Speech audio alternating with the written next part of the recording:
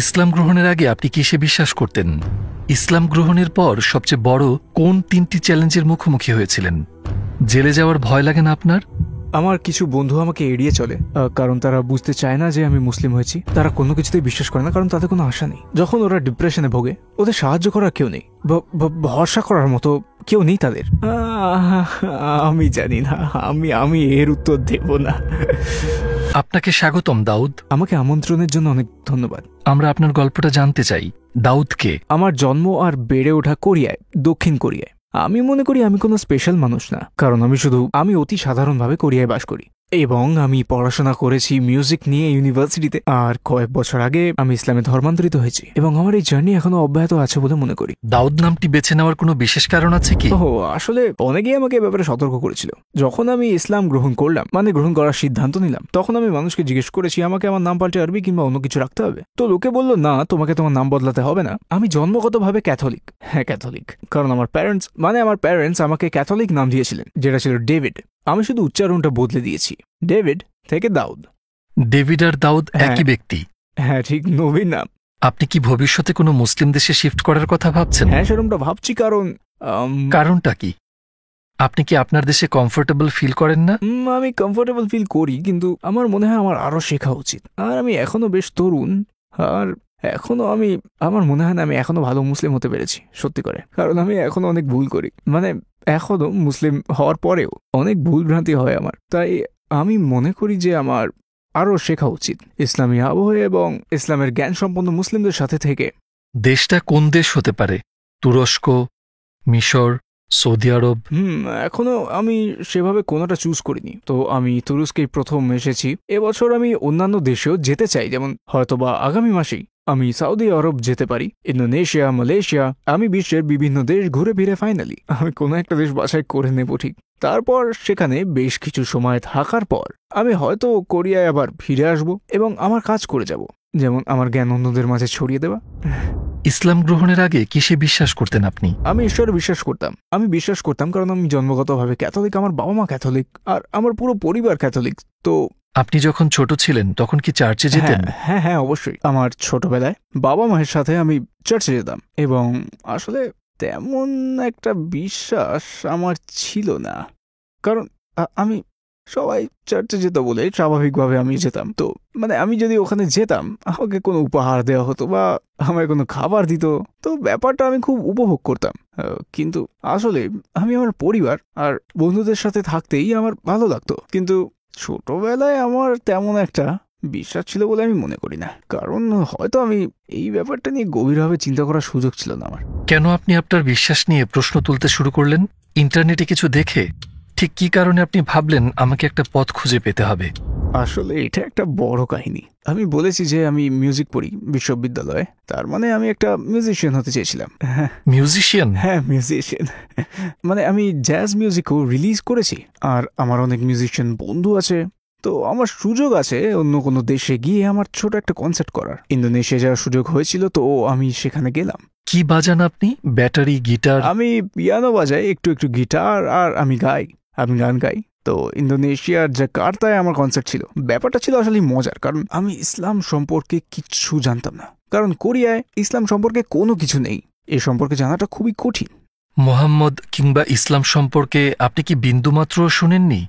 না, কিন্তু আমি শুধুমাত্র জানতাম, কি করে বলি, কিভাবে এটা বোঝাই জানি না। আমি শুধু জানতাম টেররিস্টের ব্যাপারে, কারণ কোরিয়ায় আমি যখন ছোট ছিলাম তখনই ৯/১১ ঘটনা ঘটে এবং কোরিয়ায় এটা ছিল খুবই বড় খবর, সত্যি বড় খবর। তো আমিও বেশ শক ছিলাম। তো মানুষজন তখন কথা বলছিল ইসলাম ইত্যাদি ইত্যাদি। তো আমি ভাবতাম যে ইসলাম বোধহয় ভয়ঙ্কর কিছু একটা। আমি যখন ছোট ছিলাম তখন। কিন্তু আমি যখন ইন্দোনেশিয়া গেলাম, আমি দেখলাম অনেক মেয়ে স্কার্ফ পরে, অনেক ছেলেরা দাড়ি রাখে আর নামাজ পড়ে। আর এগুলো দেখে আমি আসলে কৌতূহলী হলাম, কেন এরা এরকম। তো আমি ওদের জিজ্ঞেস করলাম যে এই ব্যাপারটা কি, এবং ওরা আমাকে জানালো এটা ইসলামের নিয়ম কানুন এবং এটা ওদের বিশ্বাস, এবং সত্যি বলতে তারা ছিল খুবই সহমর্মী, আর তারা আমাকে আসলেই অনেক খাতির আর যত্ন করেছিল। ওদের মনোভাবটা কিভাবে সাহায্য করতে পারি, আপনাকে সাহায্য করতে চাই, আপনার উপকারে আসতে চাই, আপনাকে এটা দিতে চাই, আপনাকে ওটা উপহার দিতে চাই। তো যখন আমি ছোট ছিলাম আমি ভাবতাম ইসলাম বোধহয় একটা বিপজ্জনক জিনিস, কিন্তু আমি যখন ইন্দোনেশিয়া গেলাম লক্ষ্য করলাম মানুষ কত আলাদা, একেবারেই আলাদা। ওরা এত সদয়, এত শান্ত, মুখে সবসময় হাসি, সবসময় মানুষকে সাহায্য করতে চায়। তো আমি যেমনটা জানতাম তার চেয়ে এটা আলাদা, সম্পূর্ণভাবে আলাদা। তাই শুরুতেই আমি এই ধর্মে একটু আগ্রহী হয়ে উঠলাম, আর ওখানে কাটানোর সময় আমার খুব ভালো লেগেছিল। আর যখন কোরিয়ায় ফেরত এলাম আসলে তখন আমার অবস্থাটা বেশ ভালো ছিল না, মানে আর্থিকভাবে আমি ভালো ছিলাম না, পারিবারিকভাবেও ভালো ছিলাম না। তো আমাকে কাজ খুঁজতে হচ্ছিল, আর কারণ মিউজিশিয়ানরা খুব একটা আয় করে না, কারণ কাজটা তেমন স্টেবল না, তাই পরিবারের জন্য আমাকে কাজ করতে হয়েছিল। ব্যাপারটা খুবই চাপের ছিল, খুবই চাপের, কারণ আমি চাইতাম কোনো ক্রিয়েটিভ কাজ, মানে এমন একটা কাজ যেখানে আমি ক্রিয়েটিভ কিছু করব। কাজটা হতে পারে মিউজিক বানানোর কিংবা ভিডিওর, আর জানি না কিছু একটা বানাতে চেয়েছিলাম।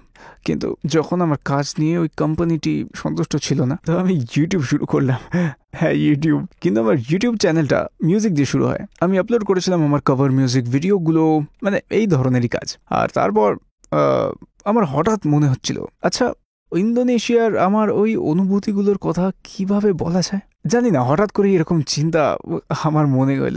তো আমি শুধু সেটাই বলি যেটা আমি মুসলিমদের সম্পর্কে ভাবি, কারণ অনেক কোরিয়ান মনে করে যে ইসলাম একটু বিপজ্জনক, কিন্তু আমি ইসলামের ব্যাপারে অনেক ভালো জিনিস লক্ষ্য করেছি। তাই এই বিষয়ে আমি কথা বলি, ইউটিউবে আমার উপলব্ধি শেয়ার করা শুরু করি, আর হঠাৎই অনেক মানুষ এ ব্যাপারে আগ্রহী হয়ে উঠলো, মানে অনেক মানুষ। তো তারা আমাকে ইসলাম সম্পর্কে পরামর্শ দেয়, যেমন তুমি যদি ইসলাম সম্পর্কে জানতে চাও তাহলে কথা বলতে পারো এর সাথে, অথবা জিজ্ঞেস করো একজন ইমামকে, মানে তুমি যদি কোরিয়াতে মসজিদ খুঁজে পাও, আর চাইলে হয়তো নামাজ পড়াও শিখতে পারো তুমি, অথবা রমজানে কিভাবে রোজা রাখা হয় সেটা জানতে পারো তুমি। তো আমি ধীরে ধীরে প্র্যাকটিস করলাম, কেন জানি না ব্যাপারটা যেন আমার ক্ষেত্রে খুবই স্বাভাবিকভাবে এসেছিল।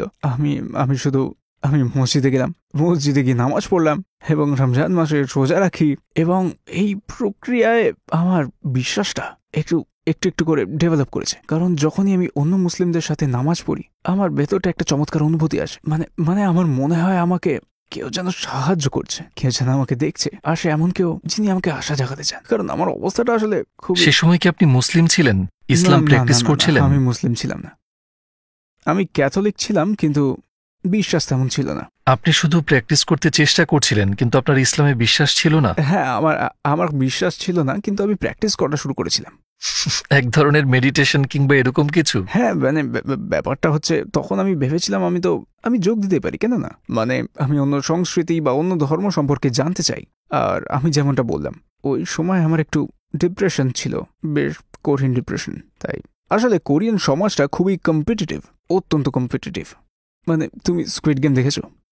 হ্যাঁ, আমি জানি। কোরিয়ার পুরো সমাজটা হুবহু একই রকম ওই গেমটার মতো, যেখানে শুধুমাত্র একজন জেতে, আর তুমি যদি না যেত তাহলে সবাই হেরে যাবে, আর তখন নিজেকে ব্যর্থ মনে হবে, লুজার মনে হবে।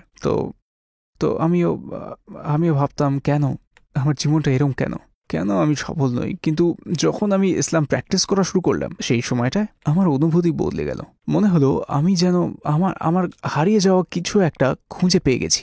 কারণ আমাকে শেখানো হয়েছিল যে কোথা থেকে আমি এসেছি, মানে স্কুল আমাকে সকল প্রকারের গণিত বিজ্ঞান শিখিয়েছে, কিন্তু ওরা আমাকে এটা শেখায়নি আমি কোথা থেকে এসেছি, মানে আমি কে, আমার গন্তব্য কোথায়, আর মৃত্যুর পর আমি কোথায় যাব। তারা আমাদের সেই পথটা কখনোই দেখিয়ে দেয় না। আমি মনে করি যে ইসলাম আমাকে সেই উত্তরটা দিয়েছে, বলেছে আমাকে কোথায় যেতে হবে আর কেন আমি বেঁচে আছি। আমি মনে করি এটা খুব গুরুত্বপূর্ণ, কারণ আমি যখন ডিপ্রেস ছিলাম তখন আমার জীবনের কোনো উদ্দেশ্য ছিল না, কোনো উদ্দেশ্য না, মানে কেন আমি বেঁচে আছি, কোথায় যাচ্ছি আমি, আমার করতেটা কি হবে, আমার সত্যি কোনো উত্তর ছিল না। কিন্তু ইসলাম প্র্যাকটিস করার পর আর মুসলিম বন্ধুদের সাথে মেশার পর আর যখন তাদের সাথে আমি নামাজ পড়লাম তখন মনে হলো আমি দিশা খুঁজে পেয়েছি। ইসলাম আমার প্রশ্নগুলোর সব উত্তর দিচ্ছে। যেমন জীবনের উদ্দেশ্য হচ্ছে আল্লাহকে মেনে চলা, কারণ আল্লাহ মানুষ সহ সবকিছু সৃষ্টি করেছেন। রমজানে আমি কৃতজ্ঞতা উপলব্ধি করেছি, এই ধরো খাবারের জন্য, এই পানির জন্য, আর ধরো আমার জীবন, আমার বন্ধু বান্ধবের জন্য, আমার পরিবারের জন্য, মানে পৃথিবীর জন্য, সবকিছুর জন্য। তো এই ব্যাপারটা উপলব্ধি করার পর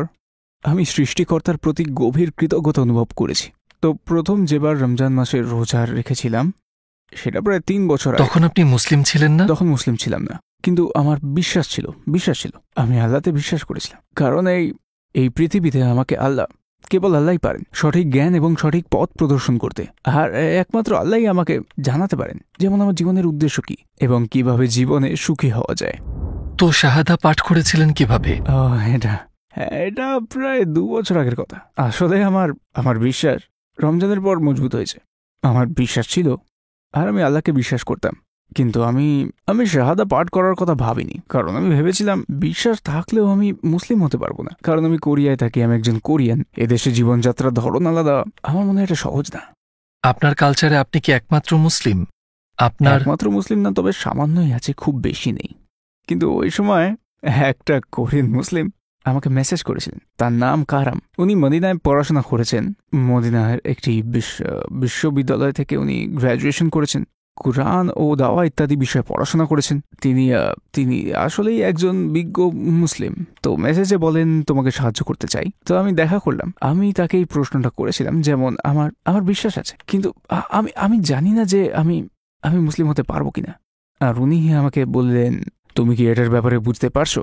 আর বললো যে কেউই পারফেক্ট না কেউ, আর যদি তুমি মুসলিম হও, একজন পরিপূর্ণ মুসলিম হিসেবে জীবনযাপন করাটা সহজ নয়, কিন্তু আপনি মুসলিম না হলেও এই ইসলামী জীবন বিধান থেকে আপনি উপকৃত হতে পারেন। কিন্তু যদি আপনি শাহাদা পাঠ করেন আর মুসলিম হন, তাহলে তারপরে নিজেকে ধীরে ধীরে ধাপে ধাপে বদলান, তাহলে আল্লাহ আপনাকে বদলাতে সাহায্য করবেন। কারণ আল্লাহ সুবহানাহু ওয়া তাআলা আমাদের প্রভু, পরম করুণাময় ও ক্ষমাশীল, তিনি সর্বশ্রেষ্ঠ, অতএব তিনি আপনাকে সাহায্য করবেন। তো আপনার আগে মুসলিম হয়ে যাওয়া উচিত, কারণ আপনি জানেন না মানে কখন কি ঘটবে, কেউ জানেন। আমি মরে যেতে পারি, আমার হার্ট অ্যাটাক হতে পারে, সড়ক দুর্ঘটনা হতে পারে, আমি জানি না, আমি মারা যেতে পারি, মানে হয় আজকে, আমি কেউ ভবিষ্যৎ জানে না। হ্যাঁ, তো আমি তেমনটাই ফিল করি। তো আমি ভাবলাম যে আমার মুসলিম হয়ে যাওয়া উচিত, আর তাই আপনি আপনার বাবা মাকে তখনও কিছু বলেন? শুরুতেই না বলি। আচ্ছা, তো আপনি মসজিদে গিয়েছিলেন? হ্যাঁ, আমি তাইওয়ানে একটা মসজিদে গিয়েছিলাম এবং ওখানে শাহাদা পাঠ করেছিলাম। আপনার অনুভূতি কেমন ছিল? পরিবেশটা, আশপাশের মানুষ, আপনি কি ওই মুহূর্তটার কথা আমাদের বলবেন? চমৎকার মুহূর্ত ছিল। মানে যখন আমি মসজিদটাতে গেলাম, দেখলাম ওখানে একজন ইমাম আছেন, তিনি কোরিয়ার সবচেয়ে বিজ্ঞ ইমাম। আর যখন আমি তার সাথে দেখা করলাম, ওনার সাথে আরও ইমাম ছিলেন। ওই দিন তাদের একটা মিটিং ছিল, বেশ কাকতালীয় ঘটনাই। তো আমি যখন শাহাদা পাঠ করলাম, ওই জায়গার সকল মানুষ আমাকে এসে অভিনন্দন জানালো, ইসলামের পথে স্বাগত জানালো। আর আমার মনে হলো, জানেনই তো, যখন শাহাদা পাঠ করা হয়, আগে সমস্ত পাপ মুছে যায় আর আপনি একটা নতুন জীবন লাভ করেন, ঠিক এক নবজাতকের মতো। তো আমার তখন মনে হয়েছিল যে এটা বেশ চমৎকার ব্যাপার, খুব সুখকর লাগছিল। ওই সময়কার অনুভূতিটা আমি বলে বোঝাতে পারবো না, খুব চমৎকার ছিল ওটা। আপনার পরিবার যখন লক্ষ্য করলো যে আপনি ইসলাম ধর্ম গ্রহণ করেছেন, তখন তাদের প্রতিক্রিয়া কেমন ছিল? আসলে ওটা আমি ভিডিও করে রেখেছি, একটা ভিডিও আছে। আচ্ছা। তো যেহেতু আমি ইউটিউব ভিডিও বানাই, তো আমি লুকাতে পারবো না, কারণ আমার পরিবারের লোকজন আমার ইউটিউব ভিডিও দেখে। যখন আমি আমার মাকে বললাম, উনি মর্মাহত হলেন। তিনি এমনটাই কষ্ট পেয়েছিলেন যে তিনি বলেছিলেন, এমনটা কিভাবে করতে পারলে তুমি? এমনকি এটাও বলেছিলেন যে তুই কি এবার সন্ত্রাসী হতে চলেছিস? খুব স্বাভাবিক এটা, কারণ কোরিয়ায় এমন ধরনের প্রচলিত, মানে পশ্চিমা মিডিয়া ইসলাম সম্পর্কে খুবই নেতিবাচক কথা ছড়িয়েছে, এসব মিডিয়ার কারণেই হয়েছে। তো তিনি ভীষণ দুশ্চিন্তাগ্রস্ত হয়েছিলেন, কিন্তু আমি সর্বোচ্চ চেষ্টা করলাম সুন্দরভাবে বোঝানোর যে ইসলাম বিপজ্জনক নয়, আর এটা আমার ঈমান, আর আমি এখন আমার পরিবারকে ভালোবাসি, আর কিচ্ছু পাল্টাইনি, শুধু আমার ধর্মবিশ্বাস ছাড়া। উনি আসলে খুব চিন্তায় ছিলেন, তবে তিনি আমার ইউটিউব ভিডিও দেখতেন। তো তিনি দেখলেন অনেক ভালো ভালো মুসলিম আমাকে সাহায্য করছে, আর যারা ইসলামকে ব্যাখ্যা করছে। তো তিনি ব্যাপারটা বোঝার চেষ্টা করলেন, মানে এখন কিন্তু তার ইসলাম সম্পর্কে অনেক জ্ঞান আছে, কারণ উনি আমার ভিডিও দেখেন। তিনি এখনো ইসলাম গ্রহণ করেননি, এখনো না। ইনশাআল্লাহ ভাই, আমরা দোয়া করব। হ্যাঁ, কিন্তু উনি আমাকে বোঝেন, আমাকে সম্মান ও সমর্থন করেন। তো এখন পরিবারের অন্য সদস্যরা ব্যাপারটা কিভাবে দেখেন? প্রথমে তারা খুবই বিস্মিত হয়েছিল, এবং আমার এক খালা আমাকে এখনো জিজ্ঞাসা করেন, তুমি কি তোমার ধর্ম পরিবর্তন করতে পারবে? তবে তারা বিস্মিত হলেও আমাকে সাপোর্ট করে, তাদের এটা নিয়ে কোনো সমস্যা নেই। আপনার পরিবারের কিংবা আপনার কাছের কেউ কি আপনার কারণে ইসলাম গ্রহণ করেছে? হ্যাঁ, করেছে। এবং এছাড়াও আমার সাবস্ক্রাইবাররা মাঝে মাঝে আমাকে মেসেজ করে বলে, আমি তোমার ভিডিও দেখেছি আর আমি ইসলাম সম্পর্কে জানতে চাই, আমি মুসলিম হতে চাই, কিভাবে কি করব। তো আমি তাদেরকে মেসেজ দিয়ে বলি, ও আমি আপনাকে কিছু তথ্য দিতে পারি, ওয়েবসাইট আর ইমামের নাম্বার আর কোরিয়ার সেই মসজিদের ঠিকানা। তো আমার কোরিয়ান সাবস্ক্রাইবারদের কেউ কেউ মুসলিম হয়েছেন আমার ভিডিওর মাধ্যমে। তো আলহামদুলিল্লাহ, এই ব্যাপারটা নিয়ে আমি খুবই আনন্দিত। ইসলাম ধর্ম গ্রহণের পর সবচেয়ে বড় কোন 3টি চ্যালেঞ্জের মুখোমুখি হয়েছেন আপনি? প্রথম দিকে ইসলাম গ্রহণ করার পর আমার কিছু বন্ধু আমাকে ত্যাগ করে, কারণ ওরা বুঝতে পারেনি। আর তারপর আমি মুসলিম হওয়ার জন্য আমার বাচ্চারা এক সময় কিন্ডারগার্টেন স্কুলে বাতিল হয়েছিল। তো আমি মনে করি কোরিয়ার মানুষ অন্য ধর্মের ব্যাপারে বেশ সহানুভূতিশীল নয়। আমি মনে করি আমি ভালো মুসলিম নই, কিন্তু মাঝে মাঝে মানুষ আমাকে জাজ করে, বলে যে তুমি তো মুসলিম, তাহলে তুমি এটা কেন করো, ওটা কেন করো, সেটা কেন করো, এটা হারাম সেটা হারাম। কিন্তু আমি জানি আমি জানি যে আমি পারফেক্ট নই, আমি ভুল করি। তো আমি মনে করি আমার উচিত আরো অনুতপ্ত হয়ে আল্লাহর আরো নিকটবর্তী হয়ে যাওয়া আর আরো শিখতে চেষ্টা করা। আমি জানি জার্নিটা লম্বা, কারণ আমি সবেমাত্র ইসলামে এসেছি আর আমাকে আরো আল্লাহর কাছে হতে হবে। তো আমি মনে করি আমি যদি মানসিকতা ধরে রাখি তাহলে আল্লাহ আমাকে সাহায্য করবেন। আমি সবসময় বিশ্বাস করি আল্লাহ সাহায্য করেন। আপনার একটা বড় সুবিধা আছে ভাই, কারণ ধরুন আমার কৈশোরে পদার্পণ করেছি যখন আমার 15 বছর বয়স হয়েছে। তখন আমার এই বয়স পর্যন্ত হয়তো আমি অনেক পাপ করেছি, কিন্তু আপনার পরীক্ষা শুরুই হয়েছে 3 বছর আগে। তো আপনার অনেক সুবিধা আছে, অন্তত সেই লোকটার তুলনায় যে আপনাকে বলে এটা হারাম, কিভাবে তুমি এটা করতে পারো। আলহামদুলিল্লাহ, আমরা জানি কোরিয়ায় ইসলাম রক্ষায় আপনি অনেক বড় কাজ করছেন। জেলে যাওয়ার ভয় লাগে না আপনার? মানে থাকবেই অবশ্য, আমি দক্ষিণ কোরিয়ার মানুষ। তো উত্তর কোরিয়ার মতো সমস্যা নেই, আমাদের ধর্মের স্বাধীনতা আছে আর আমরা যে কোনো বিষয়ে কথা বলতে পারি, মানে যে কোনো বিষয়ে। আমাকে অনেক কিছুর ব্যাপারে কথা বলতে হয় যাতে আমি ইসলামকে ডিফেন্ড করতে পারি। যেমন যেমন যেমন কয়েক মাস আগে কোরিয়ার পেশু শহরে একটা মসজিদ তৈরি করা হচ্ছিল, কিন্তু স্থানীয়রা প্রতিবাদ করে, তো ওটা বন্ধ করা হয়েছিল। তো কয়েক মাস আগে আমি সেখানে গেলাম, আমি প্রতিবাদ করতে সাহায্য করি মানুষকে এবং সবাইকে উৎসাহ দিয়েছি মসজিদ নির্মাণে সাহায্য করতে। হ্যাঁ, আমার জন্য এটা একটা সমস্যা হতে পারে, কিন্তু আমি পাত্তা দিই না আর এগুলোতে। মানে কোরিয়াতে তো স্বাধীনতা আছে, ধর্ম বেছে নেওয়ার স্বাধীনতা আছে, তো আমি যা বলতে চাই বলতে পারি। তাই এতে যদি কোনো অসুবিধা হয় তাহলে হ্যাঁ, আমি সেটা মেনে নেব। মুসলিম হওয়ার পর আপনি কি কখনো ভুলে শূকরের মাংস খেয়েছেন? মনে হয় খেয়েছি, কারণ কোরিয়ায় সবকিছুতেই শূকরের মাংস থাকে, মানে পর্ক বেস্ট সব। ফর এক্সাম্পল, যদি আমি রেস্টুরেন্টে যাই, আমি সবসময় জিজ্ঞেস করি এতে পর্ক আছে। সাধারণত ওরা বলে হ্যাঁ পর্ক আছে, আর কিছু কিছু জায়গায় বলে এতে পর্ক নেই। তো যখন ওরা বলে এতে পর্ক নেই, আমি খাই, কিন্তু খেতে অন্যরকম লাগলে আমি জিজ্ঞেস করি আবার এতে সত্যি শূকর নেই তো, মানে স্যুপটা কি পর্ক বেস্ট? তখন ওরা বলে হ্যাঁ। দিয়ে আমি বলি তুমি বললে এতে পর্ক নেই, দিয়ে ওরা বলে হ্যাঁ পর্ক নেই, এটা শুধু স্যুপ। তো মানে ওদের হালাল খাবার সম্পর্কে ওদের অত জ্ঞান নেই, এইসব কারণেই তো এইসবই হয় কোরিয়াতে। ধরুন আপনি একটা পার্কে বসে আছেন, তখন একটা কোরিয়ান লোক আপনাকে এসে বলছে যে সে আপনাকে চেনে এবং সে আপনার কাছে জানতে চাইছে আপনার ধর্ম সম্পর্কে। আপনার সময় মাত্র 1 মিনিট, আপনি তাকে কি বলবেন? আমার মনে হয় আমাকে তখন ব্যাখ্যা করতে হবে জীবনের উদ্দেশ্য সম্পর্কে। কোরিয়ার সমাজ খুবই কম্প্যারেটিভ এবং ওখানে অনেক মানুষেরই জীবনের কোনো উদ্দেশ্য নেই, তাই তারা সহজেই বিষণ্ণ হয়ে পড়ে। আমি তার কাছে ব্যাখ্যা করব যে মানব জীবনের উদ্দেশ্য হচ্ছে সৃষ্টিকর্তাকে মানা, তার জন্য কাজ করা, আর তার মধ্যেই আপনি খুঁজে পাবেন চিরস্থায়ী সুখ।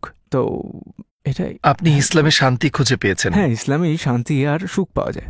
আমাদের নবী আলাইহিসসালামের জীবনের কোন দিকটি আপনাকে সবচেয়ে বেশি মুগ্ধ করেছে? তার চারিত্রিক বৈশিষ্ট্য, তার জীবনযাপন, কিংবা আমাদের নবী সাল্লাল্লাহু আলাইহি ওয়াসাল্লামের জীবনের কোনো ঘটনা? কোন ব্যাপারটা সবচেয়ে বেশি হৃদয়গ্রাহী বলে আপনি মনে করেন? ওকে, তো আমার জন্য যখন তিনি বিশ্বে ইসলাম প্রচারের চেষ্টা করেছিলেন তখন কোনো মুসলিম ছিল না, রাইট? তিনি ছিলেন একমাত্র মুসলিম যিনি বার্তাটি গ্রহণ করতেন এবং ছড়িয়ে দিতে চাইতেন ইসলামকে, ইসলামের মেসেজকে। আমি খানিকটা ওই ধরনেরই ফিল করি, কারণ আমি কোরিয়ায় থাকি আর আমার আশেপাশে কেউ মুসলিম নেই। আমি একমাত্র মুসলিম আর আমি বুঝতে পারি যে সেই পরিস্থিতি কেমন হতে পারে, সেটা কি করে এর মোকাবেলা করা যায়। কিন্তু নবী মুহাম্মদ সাল্লাল্লাহু আলাইহি ওয়াসাল্লাম হাল ছাড়েননি। আমার কাছে এটা অসম্ভব মনে হয়, কিন্তু সেটা তিনি করেছেন।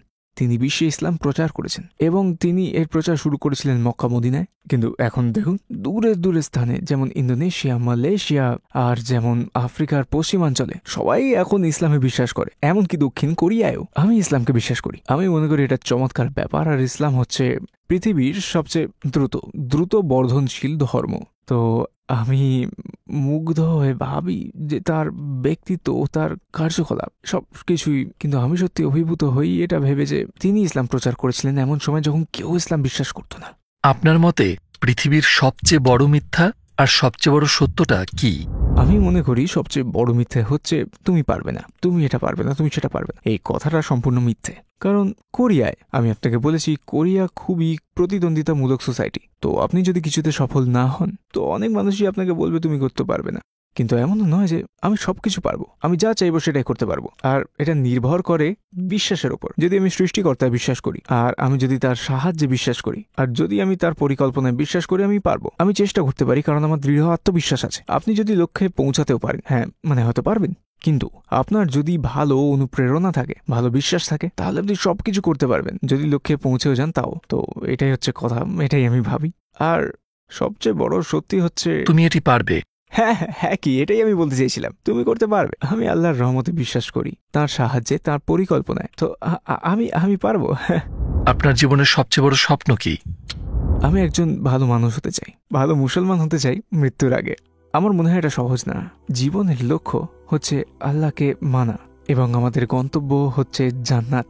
আমি আরও শিখতে চাই, আরও প্র্যাকটিস করতে চাই, আর আমি কোরিয়ানদের জন্য কিছু করতে চাই। হ্যাঁ, কোরিয়ানদের জন্য। কোরিয়ার সংস্কৃতিতে রয়েছে প্রচুর রাগ, বিস্মিত আর ডিপ্রেশন, এবং আমি মনে করি এর সবচেয়ে বড় কারণগুলোর একটা হচ্ছে তাদের বিশ্বাসের অভাব। তাদের কোনো বিশ্বাস নেই, কারণ যখন তারা ডিপ্রেশনে ভোগে, কেউ সাহায্য করার নেই, কেউই নেই, কেউ নেই যার উপর তুমি নির্ভর করতে পারো। আত্মহত্যার হার সেখানে তুঙ্গে। আত্মহত্যার হার সবচেয়ে বেশি কোরিয়ায়। ফর এক্সাম্পল, আমি মুসলিম, যদি ভালো কিছু ঘটে আমি স্বীকার করি এটা আল্লাহর কারণে, তাই আমি কৃতজ্ঞ হই। আর যদি খারাপ কিছু ঘটে তাহলে আমি বলতে পারি এটা আল্লাহর পরিকল্পনা, একটা পরীক্ষা, এটা উতরে যাবো আমি। কেউ যদি আল্লাহতে বিশ্বাস না করে, কেউ যদি নাস্তিক হয়, তো ভালো কিছু ঘটলে সে ভাববে ও আমি সফল হয়েছি আমার নিজের যোগ্যতায়, তো ওই মানুষটা অহংকারী হয়ে উঠতে পারে। আর যদি খারাপ সময় আসে তাহলে সে ভাববে ও কেন এটা আমার সাথে হয়। এভাবে তারা নিজেকে দোষ দেয়, আর এভাবেই বিষণ্ণ হয়ে পড়ে। আর বিষণ্ণতা বেড়ে গেলে তারা এই আত্মহত্যা করে ফেলে। আমি সত্যি সত্যি এটা মনে করি যে কোরিয়ান সমাজে বিশ্বাসের বড্ড প্রয়োজন। মনে করুন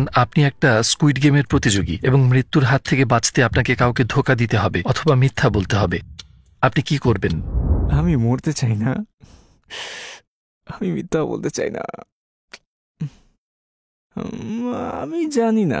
আপনি চাইলে এই প্রশ্নটার উত্তর নাও দিতে পারেন। আমি জানি না, আমি বলবো না, আমি এর উত্তর দেব না। ঠিক আছে, আমাদের সাথে থাকার জন্য আপনাকে ধন্যবাদ। অভিজ্ঞতাটা আনন্দময় ছিল। আমায় আমন্ত্রণ করার জন্য ধন্যবাদ। আলহামদুলিল্লাহ। আসসালামু আলাইকুম প্রিয় ভাই ও বোনেরা, এবং অসংখ্য ধন্যবাদ ভিডিওটা দেখার জন্য। আপনারা যদি এরূপ আরও ভিডিও দেখতে চান, আমরা আপনার জন্য একটি বিশেষ প্লে লিস্ট তৈরি করেছি, যেটি দেখতে পাবেন ডান পাশে, অথবা আমাদের সম্পূর্ণ নতুন ভিডিওটি দেখতে পাবেন বাঁ পাশে। ভিডিওটিতে একটি লাইক দিতে এবং চ্যানেলটিকে সাবস্ক্রাইব করতে ভুলবেন না, যাতে আমরা আরও মানুষের কাছে পৌঁছে তাদের উপকারে আসতে পারি। দেখা হবে।